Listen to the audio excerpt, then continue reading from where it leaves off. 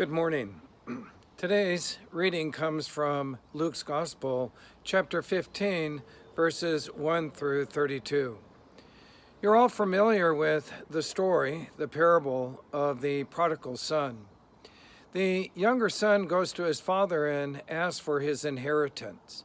He goes and spends the entire inheritance, wastes the money, and then decides to return to his father because he's desperate.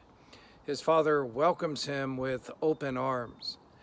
His older brother, finding out that his younger brother has returned, is livid.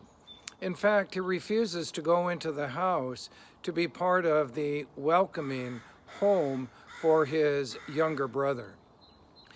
This parable reminds us, of course, that at times we can be like the younger brother.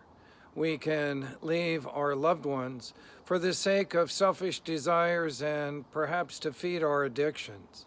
We may very well be like the older brother, son, who will hold resentments and jealousies that but only create division within a family and prevent from wholeness taking place.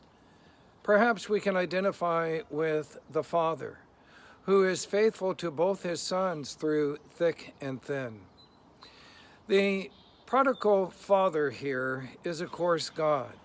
The bottom line is we don't know if the two brothers reconciled, if the older brother reconciled with his father or not.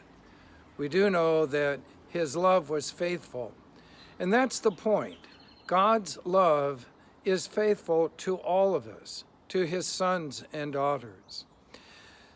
We are reminded then during this Lent and beyond to be like the younger son who repented of his wrongdoing, and to be like the older brother as well, who had the call to forgive.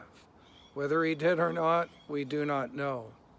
This is what brings us from death into life, which takes us from being lost to being found. It's a great opportunity as well to reflect when was the last time that we participated in the sacrament of penance, confession.